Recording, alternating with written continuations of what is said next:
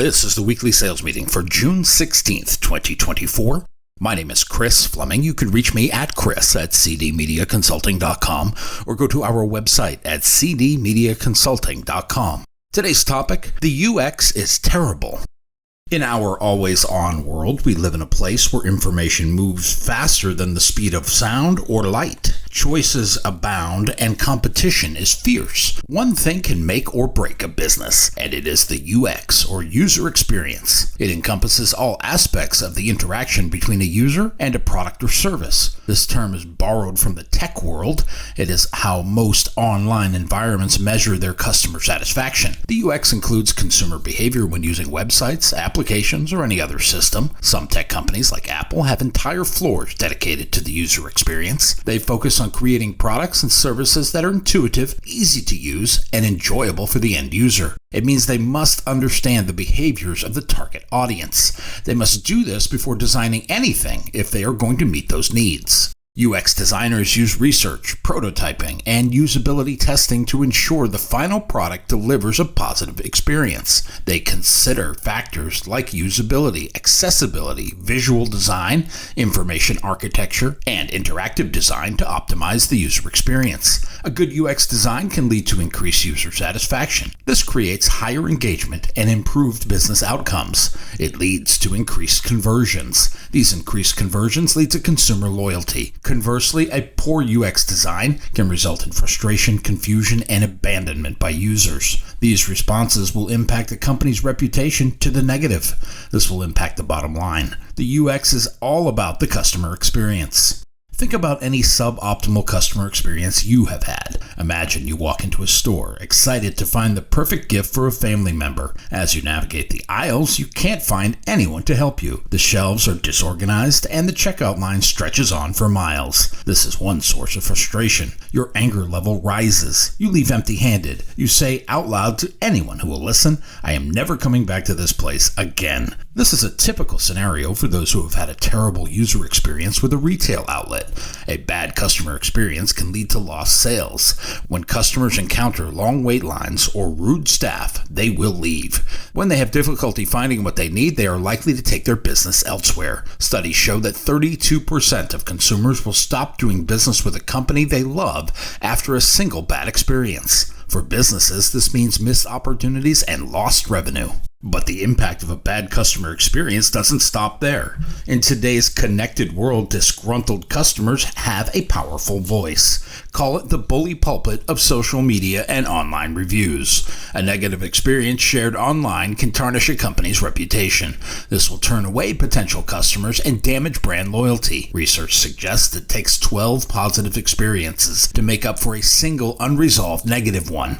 Unhappy customers are unlikely to keep their grievances to themselves. They may share their negative experiences with friends, families, and coworkers. This helps spread the word about their dissatisfaction. But it's not only current customers that business risk losing when the customer experience is lacking. Prospective customers reading negative reviews may be deterred from ever giving the company a chance. This can limit growth opportunities. It makes it harder for businesses to attract new customers in the future. A bad customer experience can also take a toll on employee morale. When employees are dealing with irate customers or working in an environment where customer complaints are the norm, it can lead to burnout and dissatisfaction. This results in higher turnover rates. It adds to increased recruitment and training costs for that business. When employees are unable to provide satisfactory service due to factors beyond their control, such as outdated systems or insufficient training, it can lead to frustration. It creates a vicious cycle where unhappy employees provide poor service. This leads to more unhappy customers and worse service, until one day that business closes its doors. In the connected world we live in, the demise can come quick. Think about some companies and how they went from darlings of the industry to also-rans in the blink of an eye. Consider the search engine Yahoo. It was once a dominant force in the early days of the internet, but Yahoo failed to keep up with the evolving user expectations. Its cluttered interface, slow performance, and lack of innovation in search led to a decline in user satisfaction. This correlated to a decline in market share. At the same time, another competitor came on strong with a better user experience. That product was Google. Fast forward to today, and one is a household name and the other is a cautionary tale. For the video game crowd, there is Sega. The company was a major player in the video game industry. It was known for its iconic consoles like Sega Genesis. Sega's history dates to the 1940s. It was founded in Honolulu, Hawaii as Standard Games. Its principals were Martin Brumley, Irving Bromberg, and James Humpert. The company focused on producing slot machines and arcade games. It was renamed Sega Enterprises Limited in 1965. Sega found success in the arcade market during the 70s and 80s. In 1981, Sega released Frogger. It was a huge hit for the company. It solidified its position in the industry. In the mid-1980s, Sega entered the home video game console market. They released the Sega Master System. It laid the groundwork for Sega's most iconic release, the Sega Genesis, in 1988. The Genesis became a cultural phenomenon, thanks in part to hit games like Sonic the Hedgehog. Despite initial success, Sega struggled to maintain momentum. It faced stiff competition from Nintendo, Sony, and other rivals. They released the Sega Saturn in 1994. It was met with mixed reviews. It failed to capture market share. The follow-up release, Dreamcast, hit the market in 1998. It was one of the early entries into online gaming, but the damage had already been done. Sega failed to keep pace in the console market and finally shut it down in 2001.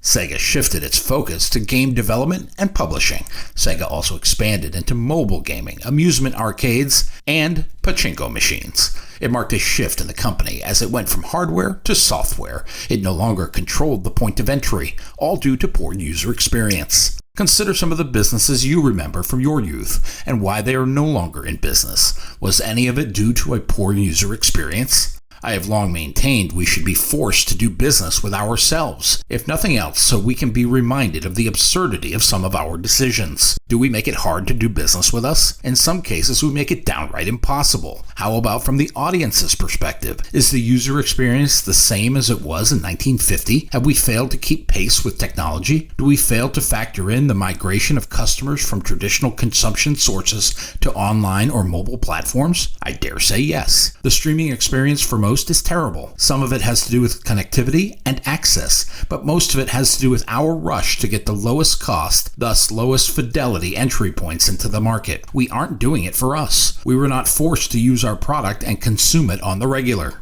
The same can be said for media websites. In the early days of broadcast websites, they were about the stations. We weren't providing services. We were saying, hey, look at us. These are the things that we do. It was not until much later that the focus shifted to the audience. It probably should have started there. But again, we were not forced to use it, so it got minimal attention. If you look at broadcast websites today, you will find some commonalities in the user experience. Not all of it is good. The biggest complaint is excessive advertising, much of it without rhyme or reason. Users will complain about pop-up ads, autoplay videos, and ads that disrupt the browsing experience. This slows down page loading times. Some have confusing navigation systems. Users struggle to find the content they're looking for. We have cluttered menus and inconsistent layout across different sections of the site. Users expect websites to be optimized for mobile devices, yet many websites lack responsive design. This makes it difficult to navigate and view content on smaller screens. Because we are broadcasters, there is an expectation of free content. Some websites restrict access to certain content. Live streaming, based on geographical location or cable subscription, hinder consumer enjoyment. This frustrates users who want to access content but are unable to do so. Some websites have outdated designs. They rely on outdated technologies such as Adobe Flash. This can slow load times. Users expect modern and appealing designs, as well as fast-loading pages that use the latest web technologies. With streaming and on-demand content, inconsistent streaming quality is a common issue. Users experience buffering, freezing, and low-resolution video, especially during peak viewing times. This is all on the product side. Let's look at the selling side, which is the engine that makes it all go. When was the last time we were forced to do business with ourselves to test the user experience? Do you have an office of doing business or an office of business prevention? I dare say we have the latter more than the former. In the late 19th century, businesses began to recognize improved user experiences led to increased sales. Retailers often hired private investigators to pose as customers. They would report on the quality and level of services provided by the staff. One of the earliest recorded instances of this practice took place in Detroit, Michigan in the 1920s. The Hupp Mobile Motor Company hired Henry B. Shopsowitz. He was a private investigator. He went undercover to assess the quality of customer service and sales practices. Shopsowitz posed as a potential car buyer. He then provided detailed reports on his interactions with the dealership staff. He observed and reported on their demeanor, product knowledge, and sales techniques. Mystery shopping gained popularity and expanded in the mid-20th century. Market research firms began offering mystery shopping services to a wide range of industries. These firms recruited individuals to visit stores, restaurants, hotels, and other establishments undercover. They evaluated various aspects of the consumer experience. During the 1970s and 1980s, mystery shopping became a more formalized and professional method of research. Companies started to develop standardized evaluation criteria. They had training programs for secret shoppers. They launched specialized software for data collection and analysis. The advent of the internet led to online platforms for the practice. Mobile apps enabled secret shoppers to do their jobs from smartphones. Advancements in analytics and even AI have provided a more sophisticated analysis of this shopping data. This provides businesses with actionable insights to enhance the customer experience. Now, I am not suggesting we hire secret shoppers to do business with us and evaluate our practices, but I am suggesting we do everything we can to align our policies and procedures to make the customer experience as painless as possible. Talk to your customers about best practices to make doing business easier. If it means you need to take credit card payments, do it. Remove the barriers and obstacles that make doing business with you harder. As customers are paring down the number of companies they do business with, you don't want your internal processes to be the reason they ace you out. Improve the user experience. It goes a long way toward customer loyalty and retention.